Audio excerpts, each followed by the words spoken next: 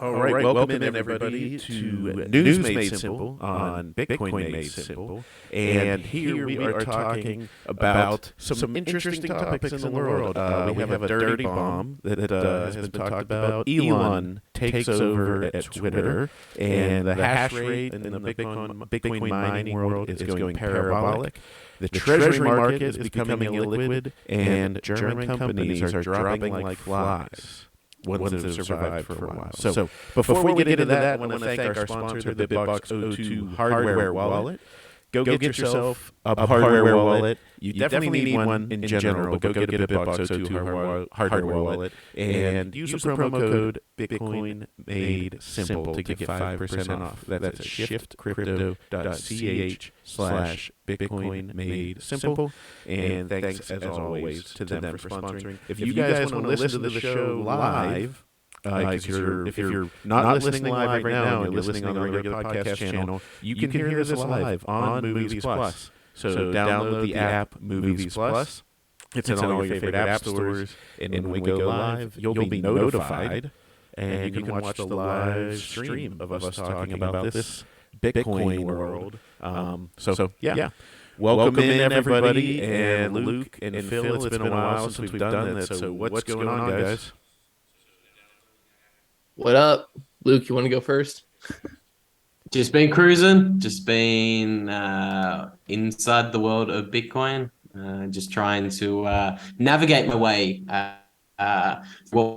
through what is like the largest sovereign debt bubble bursting in human history. Obviously, you got the Bank of England blowing up, Bank of Japan blowing up. You got the Bank of England printing money with inflation above 10%. It's all happening. I'm just sitting back with a big box of popcorn because, it's life's so easy when you've got Bitcoin. You don't need to worry about all of the carnage in financial markets. How about you, Phil? What have you been up to? Same. Focusing on geopolitics. I mean, kind of more or less what everyone is looking at what's happening abroad and within each nation state, kind of sort of, as well as what that means for their balance sheets, and just laughing at these people so desperately wanting a Fed pivot. And I think that's one of the biggest takeaways that you can see, like having just being very skeptical and taking every headline with a grain of salt and trying to understand what motivation people have when they write these headlines. Ultimately, people don't think that the Fed is going to pivot when they don't understand that the landscape is much different from when it was during the Great Financial Crisis. And so I just am laughing when people are like, oh, yeah, the Fed has no choice, blah, blah, blah. So I think the landscape is a lot different these days. And as far as Bitcoin, it's a buying opportunity of a lifetime if you have cash. Yeah, you should be buying as much as you can, as quick as you can. So, all right, Phil, you want to talk about a dirty bomb, you dirty bag? Yeah, well, again, prime example of the false flag opportunities that the European Union is so desperate to use in order to get the United States into a World War III for them to fight, as Europe has always done with World War I and World War II. And really, I think one of the big things to highlight is that, as I mentioned, Liz Truss was sacked last week, and Rishi Sunak came in to replace her, and he's basically just a globalist Davos puppet, as basically a watchman over the United Kingdom. So that way he can just keep an eye on it and make sure that no British Brexit sovereigntists get any wild ideas. So he's basically trying to hold down the fort there by passing economic policy that is completely opposite of what Liz Truss had in mind. So he came out with legislation for a CBDC as kind of the pilot opportunity for that the globalists at the World Economic Forum would probably like to see. Apparently that got slapped down in Canada because the commercial banks over there basically stood up and said, no, we're not going to print ourselves into oblivion. They're strictly in line following the team Federal Reserve policy of raising rates. And basically, this is just a a way for Davos to try to gain as much control and controlled demolition as possible.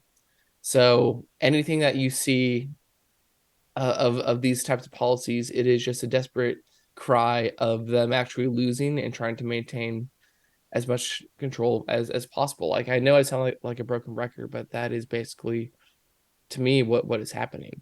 And so with the dirty bomb, it's basically you had Shoigu, who is the Russian defense minister, calling up the defense ministers of both the UK, I believe Turkey, and also over on our side of the pond, basically saying, "Hey, we actually have some Russian intelligence saying that the Ukraine is building a dirty bomb, and it's basically like a step below actually using nuclear bombs on the Russian border."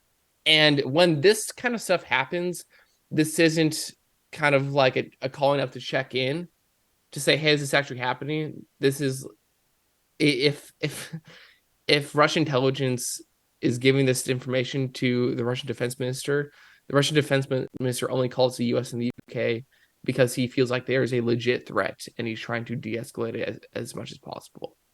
And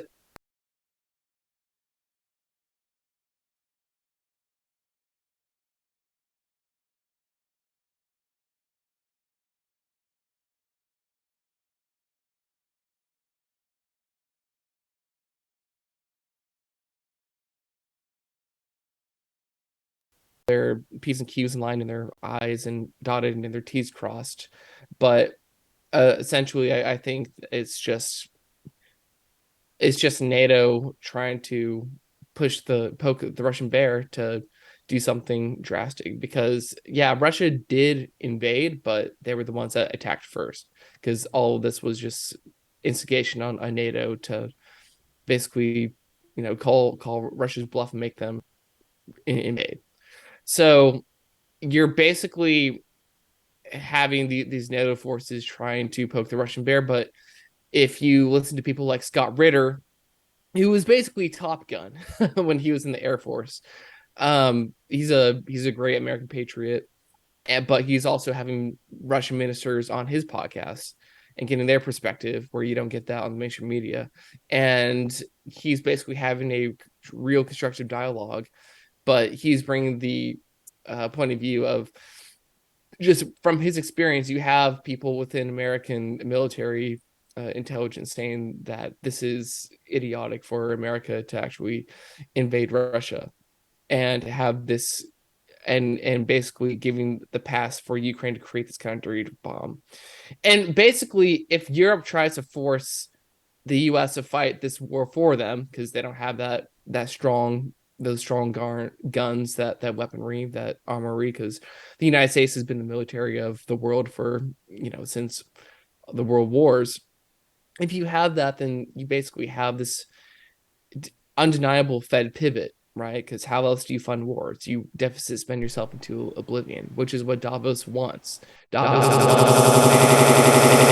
And you have people like Jerome Powell and the commercial banks saying, no, we're going to tighten. And you have people like Jamie Dimon coming out and saying, essentially, we don't want this Davos policy of being the watchmen of climate change policy. That's not the job of the banks. And again, you have this split divide between interests at the elitist level. So this is what I've seen from a 30,000-foot view. And you basically have Team America saying fuck off, essentially. And that Team America are the Fed and the commercial banks and the sovereigntists, like this pro-American stance. The Fed's going to be the Bank of the United States, and people within the military are actually have a rational point of view saying, yeah, nuclear war is in nobody's best interest. Yeah, nuclear war usually isn't in people's best interest, right? What do you think, Luke? Yeah, it's wild. I think to add a little bit of color to what Phil was saying, like a lot of people still expecting, let's call it the Fed pivot. They're kind of wondering why the Fed is still raising rates with inflation having actually decreased over the past 2 months. So a lot of people thought, okay, once inflation peaked and it's come down from 9.1% to 8.3%, maybe that's when you'll start seeing the Fed pivot, especially when you're watching things like the treasury market go illiquid and the Fed's still not pivoting. I think, and like obviously you're watching the United Nations get down on their knees and beg the Federal Reserve to pivot, and they're still not doing it. So Yeah. I think a lot of people aren't zooming out and just looking at the fact that, okay, maybe the US is not so interested about inflation. Maybe the US is trying to protect its 250-year hegemony as the world's dominant global superpower and protect their 100-year hegemony that they've had on the global reserve currency. Yeah. I So you sorry, go. finish up. No, you go.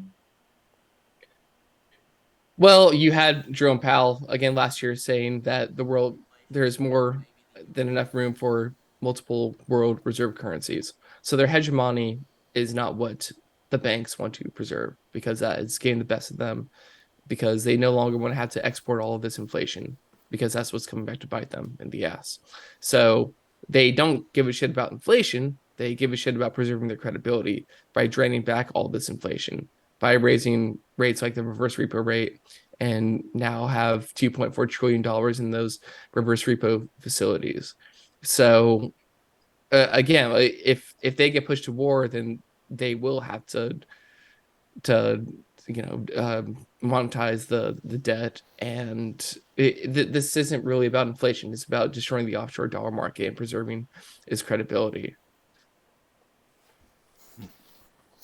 So you're saying a rock in a hard place?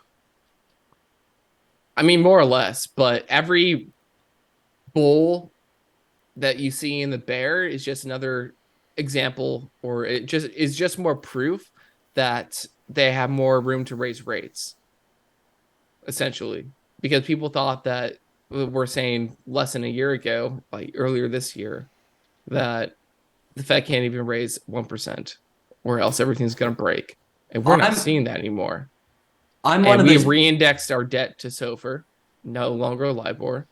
And so there's more than enough room for the Fed to keep raising rates. And this pivot isn't going to be they're going to start cutting. They're just going to probably keep it at 6% or whatever they decide to land on. Yeah, I want to take the other side of that. Because I was one of those people in 2021. I said there's no way in the world that with global debt levels today that the Fed can raise interest rates above 1% without breaking the global economy. And obviously, federal funds rate is now at 4%. So a lot of people would say, okay, Luke, you were clearly wrong on that. And I'll admit, yeah, maybe I was a little bit wrong on that. But what you are watching is the global financial system breaking. So I That's think the that's Fed's something. goal. Exactly. So that was the caveat that I put out in 2021. I said the Fed would have to pivot because they're breaking the global economy due to the high amounts of debt that we're living through today in the 2020s that weren't present in the 1980s when Volcker raised rates to above 20%. I said they can't do that today because they're going to break the global financial system. But in 2021, I had the view that all central bankers were working in tandem and cahoots with each other, and they were all cooperating. And that was obviously shown by the globally coordinated lockdowns and monetary stimulus responses in 2020. That was a response to the repo market crisis in 2019. Had nothing to do with some virus. But I think what we are watching is breakage. We're watching central banks all around the world pivot. The RBA in Australia is not raising rates as aggressively as they said they would. The Bank of England's printing money with inflation above 10%. The yield, the bond market in Japan is absolutely blowing up, literally blowing up. Like the Japanese yen's at a 25-year low measured against the dollar. The British pound is at a 37-year low measured against the dollar. Yeah. The euro, what's the euro at? 22-year low measured against the dollar, something like that. Which So is like Right. like what its entire history. Yeah, so what we are watching is breakage. And I'm interested to see how that plays out in the US because the US is still seeing some sort of stress. Like I don't think they can raise rates to 10% because the US is still a very leveraged country. We're just better off than the rest of the world. So Exactly. yeah. Yeah, I mean, I think they recognize that they're in that position where like everybody's falling over the cliff, but they're at the back of the line. So they're like, well, let's push everybody else over and gives us time to figure our shit out, you know? Instead of waiting for everyone to fall off one at a time over the waterfall, they just decided to shove the line so everybody goes over. And now they've got, a little bit of leeway to be like, Yeah. all right, what are we going to do next? How do we fix Yeah. this? How do And we they have stop plenty the of water? leeway. And like the repo spasm occurred because everyone was still what everyone was switching over to SOFR instead of LIBOR. And so of course that's why like credit markets kind of froze up overseas. And the more things break, the better for the US because capital flight is going to go to the US. So that's happening because people are seeing that, oh, they're actually being serious about raising rates, and they might actually be serious about balancing their budget and their deficit.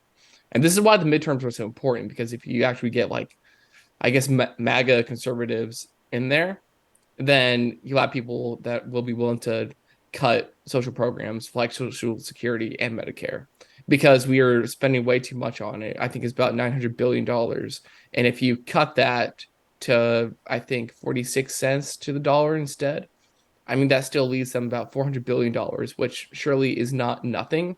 And most people our age, everyone on this call, pretty much understands that this is why we buy Bitcoin, because everything that we put into Social Security is going to be dog shit, because everything's going to be inflated to the point where the dollars that we put in initially won't mean anything.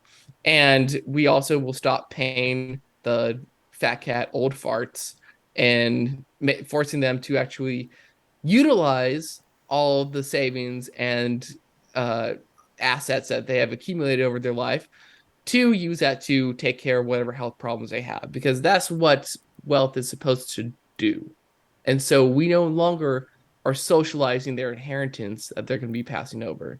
So there's also backup programs. There's I mean there's also alternatives are that currently exist. I like supplemental income. Basically, there's other program alternative to Social Security and Medicare as well that already exist, that are basically available on a needs basis and not just an age basis. And so these ideas that are just like more rational, I think, will be able to actually be more utilized. And because we cut these programs, there's just going to be more than enough money floating around. So I think, and if we cut programs like towards the military as well and spend less on education, um, these these things that are just so very practical might actually come to fruition again if we have people that give a shit about America in office. And I'm not saying that voting is a one all cure all, but it actually is important. Like we were seeing people being pushed to the limit. I mean, there's people like I think Chuck Schumer, I think it was, that I heard that he actually has like a 25% chance of like not getting his seat back in the Senate. Basically, people's ideas are of how the people that they vote for are benefiting them are starting to turn around. I think mostly because everybody's been somewhat awakened during the the whole downfall of COVID and the psyop. So not only that, but I think we'll, or at least the Fed and Congress will be forced to remonetize gold and hopefully Bitcoin as well, and have that be part of the Treasury coupon payout for 50 and 100-year Treasury bonds, as Judy Shelton wanted to do during the Trump administration.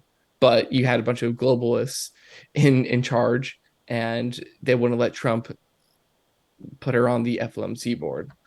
So I think a tide is turning, the pendulum is swinging, and it's going to swing back. But before that, we should try to take advantage of much of that as possible, because people on both sides of the aisle are just fed up of being psyops for the past almost 3 years. That's how I see it. Yep. I think the people in the middle are starting to go, oh, okay, maybe this is a little crazy. And don't get excited there, you on the far, far right, because whenever it pushes that direction, the pendulum's going to go back the other way, as it should. Yeah. Um, so, this is the balance of power. Let's just find out how much power is actually balanced. All right, so what about next topic? Before I get into that, just a reminder, get yourself a BitBox02 hardware wallet from Shift Crypto. Everybody needs to protect their coins, get them off the exchange before the exchange takes them from you. Get a BitBox02 hardware wallet. Elon took over Twitter. Yeah. That was a He little... went into the office, was carrying a sink, and he tweeted, "Let that sink in," when he posted that video. It's hilarious. Just Elon, our favorite troll. And ultimately, this is us winning. I mean, this may have been Elon's plan all along, but people speaking up on Twitter and putting these ideas of, being against censorship into the zeitgeist, I think that this is great because it is kind of like people's grassroots opinions are actually mattering and are trickling up to the powers that be, if you want to call it that. But yeah, he fired the CEO, the CFO, and then the head of like legal policy, which was basically the pink hair, blue haired, lefty freaks that would cancel people and just I guess sift through Twitter hatred online. And he basically sacked those positions, and it's pretty great. And it's funny to see all the profanity that people wouldn't get away with, just almost immediately people dropping all these racial slurs and whatnot. Like, I'm not advocating for that, but in a way I am, because it should be the public sphere and the public square, and whatever the best idea will win and all that BS. We want to keep an eye and all on that stuff that we out in stand the for at open. Movies So Plus. this is just kind of a breath of fresh air, seeing all this degeneracy. But again, it's not like, I mean, maybe some people mean it, maybe they don't. Again, not advocating for this behavior outright. I mean, this doesn't represent what I believe, but I ultimately believe in free speech, and this is just it's funny. Like, people, I think, will want to get it out of their system, and we'll see how much leverage Elon actually has. Standing up for free speech means standing up for speech you don't agree with, Exactly. which is kind of like one of the unofficial mottos of Movies Plus. I tweeted out this morning. I don't know if you saw it, but Twitter, ever since Elon took over and fired the czar of Ministry of Truth or whatever that would, Yeah. ban your account if you said the simplest truth out loud. I said it reminded me of seventh grade. I mean, this was a specific event, but it happened multiple times. I remember, like, our English teacher in seventh grade, like, the principal came to the door and was like, she went out in the hallway, gave a little nod, like, come out. She was like, I'll be right back. Just, keep working on your stuff. So teacher leaves the room. And as soon as the teacher leaves the room, somebody, maybe me, I don't know, it might have been somebody else, but somebody yells, penis! Just as loud as they could. Right. And then somebody else yells, vagina! Then somebody goes, boobs! And then, people just keep yelling things until the teacher comes back. And the teacher comes back. But in this instance, so that's what Twitter feels like right now. Because, I mean, I've literally seen those words tweeted just by themselves. Because people were trying to push the envelope and see what happens. But the good news is, the teacher's not coming back this time. There is no hall monitor anymore on Twitter. So I gotta say, I'm not an Elon stan because obviously, you know, everything he did with Doge and him turning on Bitcoin and all that kind of stuff was not good. But I think overall, this is a good thing, and I do believe he wants what's best for society in general, and I think he understands the public town square is important. So this is a rare moment where somebody with a lot of money is spending it not to their own benefit. Because honestly, how does he get more than $44 billion out of this, or whatever he spent on it? I don't know. That's a lot of cash, and maybe it'll pay out financially, but like he's not really doing it for that. He's doing it for the right reasons. So I don't know. I think it's a good thing. Luke, what do you think? Are you going to just start tweeting out absurd things? Oh, of course. I've been monitoring. So I've been shadow banned heavily, really, really heavily. I'll lose somewhere around 10 followers a day for the past 6 months. So it's pretty good shadow ban. But I've been watching it the last 24 hours, and I haven't lost any followers. So that's interesting. Um, I I don't know what's going on there. But yeah, I think Elon overall, like obviously Slay Your Heroes.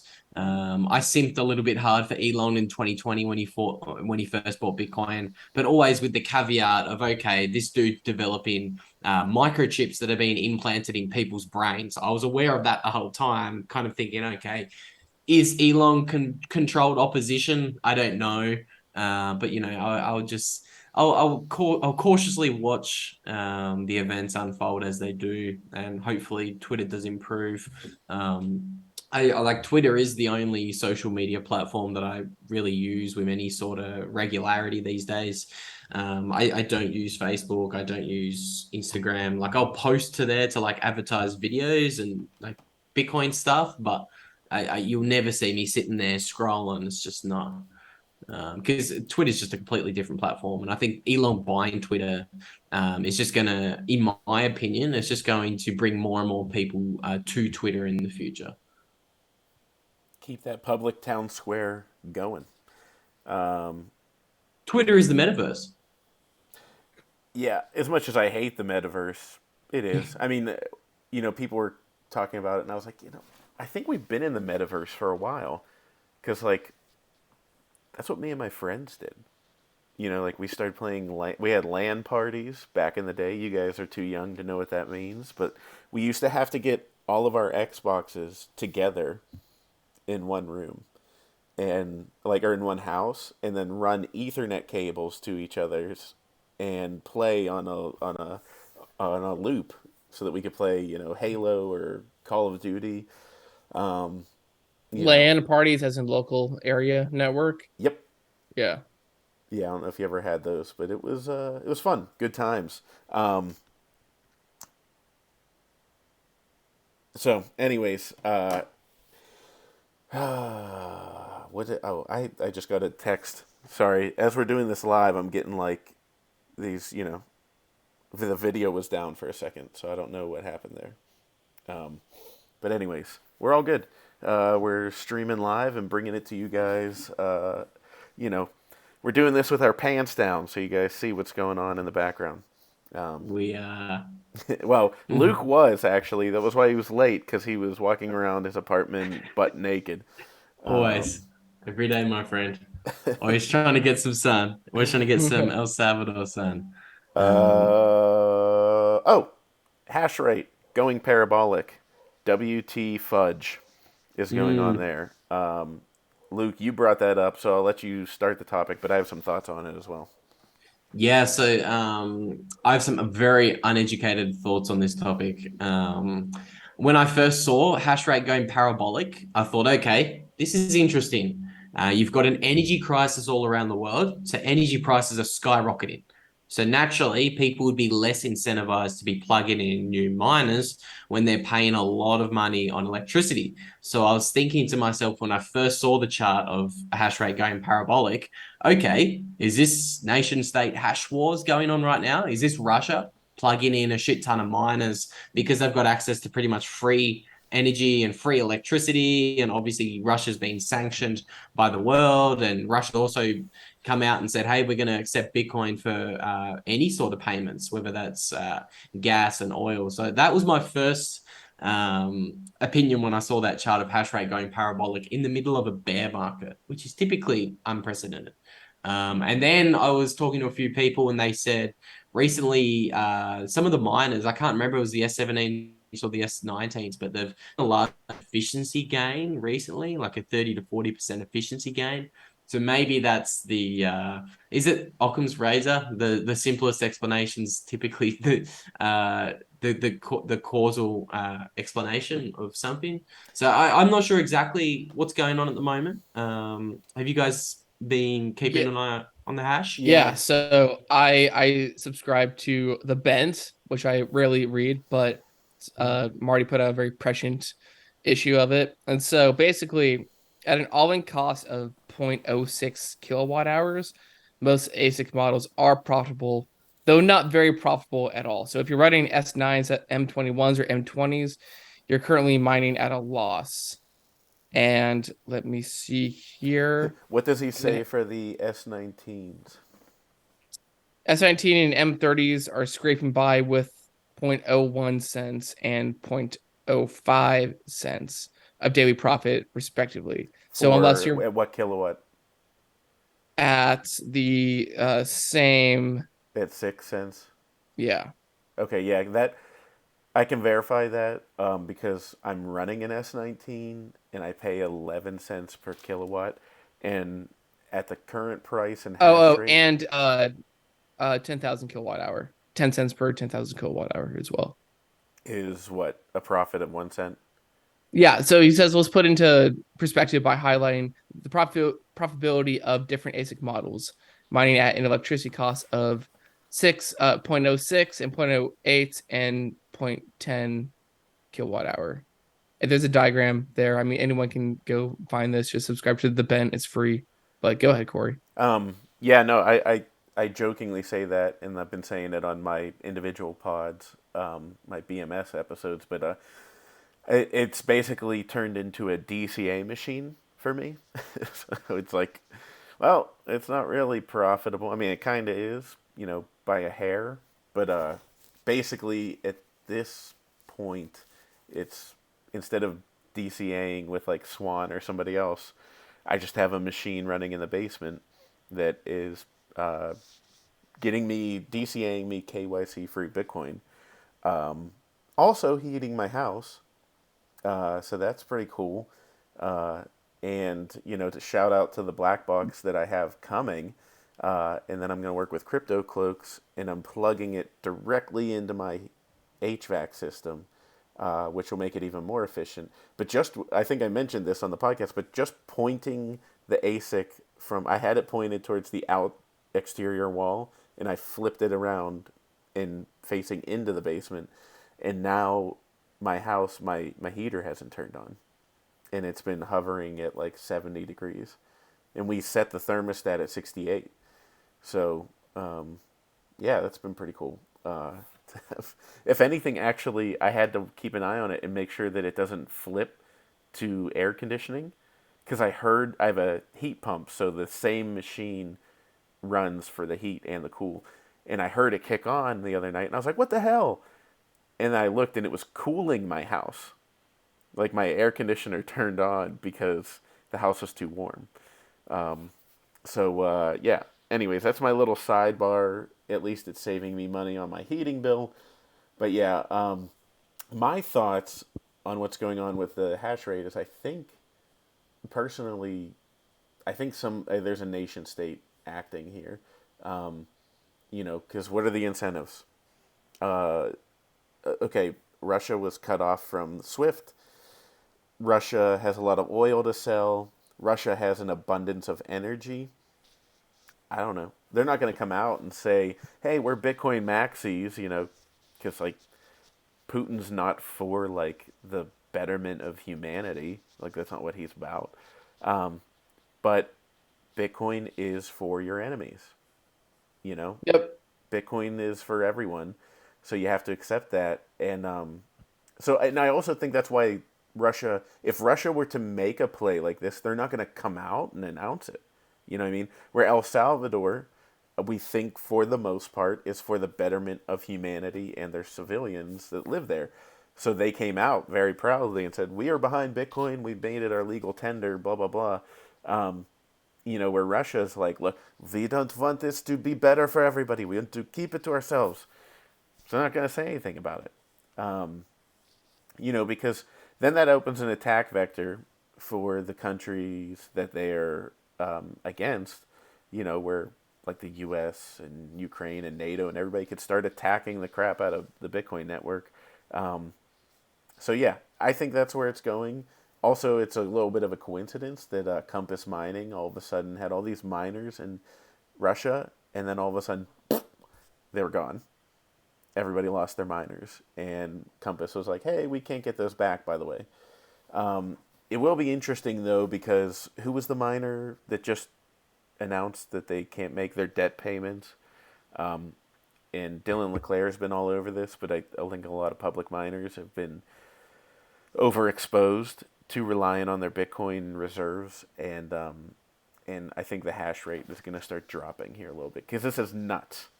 The Bitcoin price is down at its last cycle peak, and the hash rate is at an all-time high. I would not have predicted this. I would have, if I had known this in May, I probably would have waited to buy my miner until now. So if you're one of those people that has been thinking about it, and you were listening to me in May going like, I'm not quite ready, take it from this moron. Buy it now. You're in a great position. Now's the time to buy.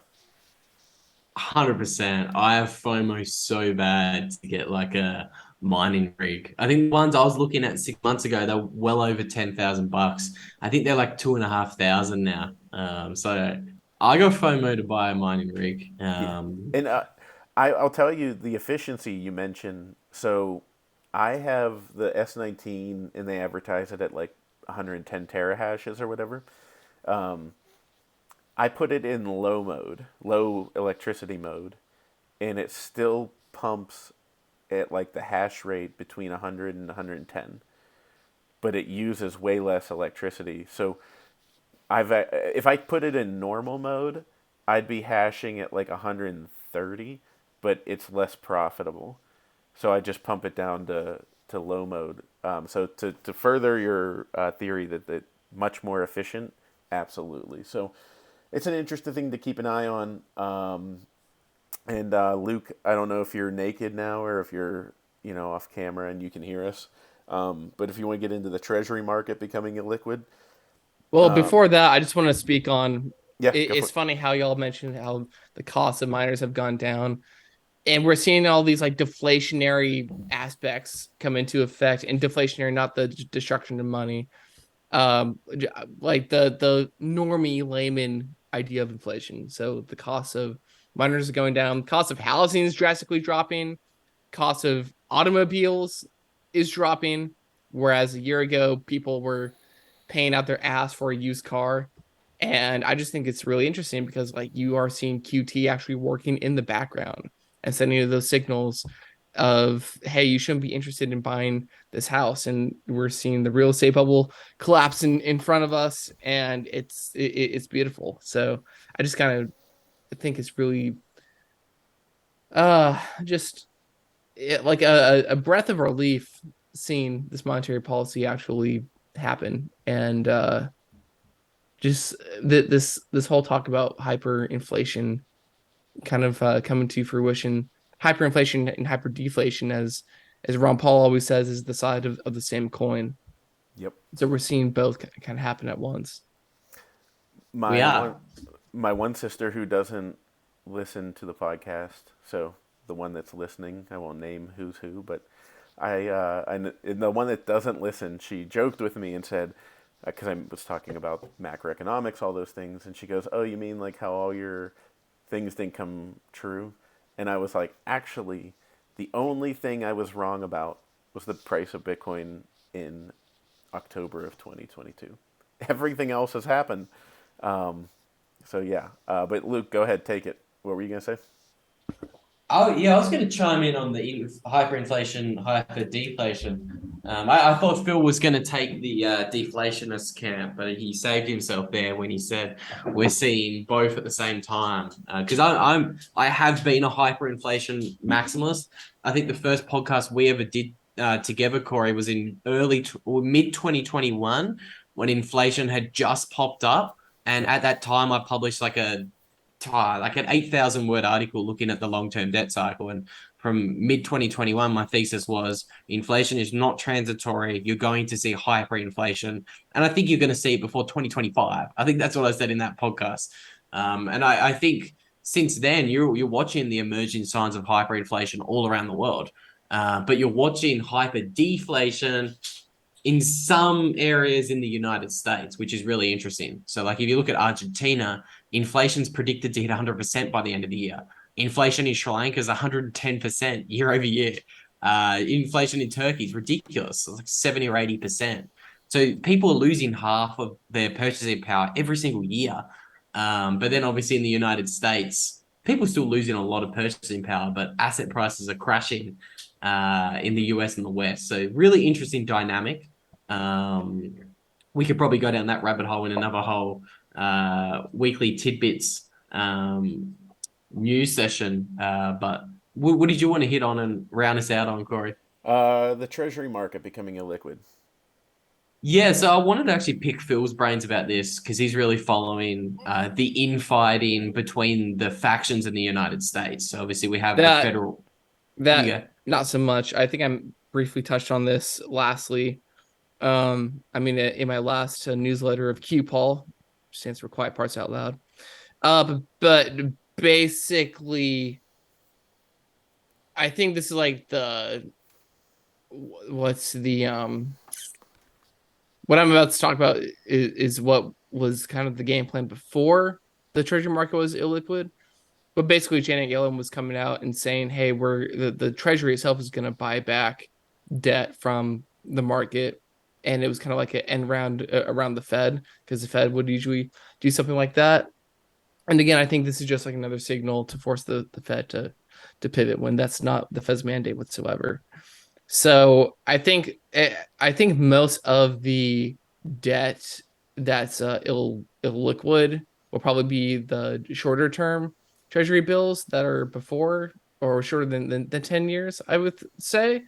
And if that's the case, then I think that this is just about the process of elimination. This is just like a temporary thing, and you'll see yields to start coming down as you see capital flight leave Europe and go back into the United States, and people will scale the amount of dollars they hold through things like the Dow and gold and Bitcoin, but ultimately that's going to go back to U.S. Treasury bonds, 10-year and shorter, and also longer durations, especially if the Treasury and the Fed reindex some of the treasury payouts to gold for like 5% or whatever it might be. So sorry, I said reindex, I meant remonetize gold. So I mean that's just again like a 30,000-foot view of how I see this. I'm not as like in depth into the weeds of the ongoings of the treasury market as probably Luke is. So I'm still learning. Yeah, I think it's really interesting. I'm still waiting to see that capital flight into US bonds. I'm not as convinced as others that it's going to happen. Like the TLT's down. I don't know. Actually, we released an episode with Greg Foss today on the Bitcoin Made Simple channel, and Foss and I were talking about the TLT for about 10 or 15 minutes. I would And the encourage the TLT listeners. is The 20-year bond. So I would encourage the listeners to go and check out that episode that we just released today with Foss. It's a bit of a cracker. And Foss is a walking, talking highlights reel. But yeah, we're looking at the TLT bond, and the thing's down like 45% in the past 12 months. So that capital flight isn't going into US treasuries yet. It's still going into just the dollar, the US dollar. So right. I'm interested to see that because Janet Yellen came out, it was 2 or 3 days ago, earlier this week. I think it was Monday, sorry. Yellen came out Monday and said, yeah, we're seeing stress in the treasury market. There's illiquidity in the treasury market. It's obviously because entities such as China and Japan are selling treasuries at the fastest rate that they've sold treasuries over like the past 10 or 15 years. So the biggest holders of US treasuries in the world, Japan and China, who both hold like $1 trillion of US treasuries, they're both selling treasuries Right. because they're trying to get their hands on the US dollars to shore up their currencies. So it's Right. And they'll do that until their currencies implode. And then everything will go back into the dollar and then eventually 10 years and 20 years. But I just think it's hilarious because I retweeted a story today from The Hill. Yellen was saying, I don't see signs of a recession. Really? And I retweeted, yeah, just like she said, the housing market was fine before the great financial crisis. So good job, little troll. Pat on the head, you fucking twat. Hey, watch the swear words. Watch the Yeah. swear. We're gonna have to change the rating of this to R. Actually, no. Arr. You can get. I'm joking, but with a movie, you can get like two R words or two F words in now before getting R. Little tidbit for anybody that didn't know this. I don't know if the rules are still the same, but back in the day, like if somebody was smoking in a PG-13 movie, it would be rated R, but you had to you had to have a character say something about how smoking was bad for you. In the loosest terms, it wasn't like that guy's smoking. Smoking's bad for you, but like you had to have some kind of statement within the movie. Just I trying to get a didn't little cancer, Stan. I didn't know that. That's interesting. And what did you say the first part? If the podcast has two F bombs in it, it's R rated? Well, no, I mean I'm just joking about the podcast, but in a movie, Okay. like it used to be no F bombs, then they added one. You could have one F bomb in a PG-13 movie. Hmm. Speaking of F bombs, YouTube recently took down one of our videos, a video I did on the bank runs in China. So I would encourage the listener to go and check out a little BitChute account that I threw together. Maybe we can throw the link to that BitChute account in the description, but and you guys can head on over to BitChute and see what YouTube didn't want you to see. Because obviously we got bank runs in China. So I did a little bit of a breakdown in like a 15-minute video walking through the housing crisis in China and how there's bank runs in China and how some wealthy billionaire in China stole $6 billion from 400,000 Chinese depositors. So I did a little video breaking all that down, and YouTube didn't like what I had to say. So just another shout out against people who don't like free speech. Cory, that's obviously what your day job is all about, creating Netflix 2.0, supporting free speech over on moviesplus.com. So just a daily reminder of why YouTube is a shitcoin. We have a strike against our YouTube channel now. I'm sorry about that, lads, Yeah, but it was inevitable. it was. I'm surprised I got it for such a tame video. It was classed as disinformation, is what they told me. Well, Um, Oh, the at least they czars are told not you why they happy. took it down. yeah. That's Yeah. wild. I didn't know about Yeah. that.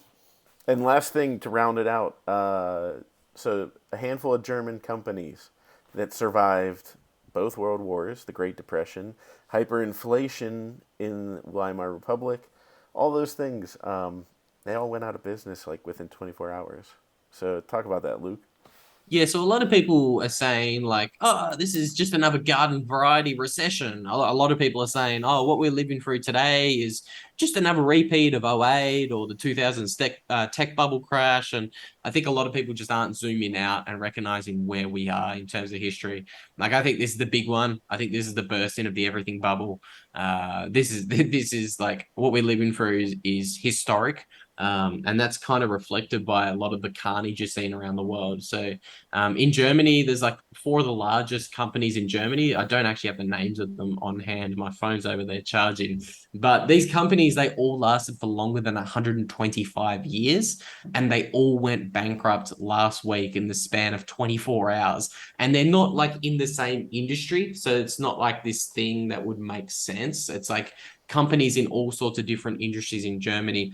And obviously, if they were around for 125 years, that means they survived World War One, they survived World War Two, the Great Depression in the 1930s, and the hyperinflation in Germany in 1923. These companies survived all of that carnage. But today, 2022, with the energy crisis that's going on in Germany, we've producer price inflation hitting 46%, and CPI inflation is well above 10% now in Germany. These companies just couldn't handle that anymore. They simply can't afford to keep the lights on in their businesses and continue producing goods and services for the world. So they went bankrupt. There's another little statistic. I think the rates of bankruptcy in companies in Germany rose from 34% in 2021 to 762% in 2022. So I don't know exactly what that means.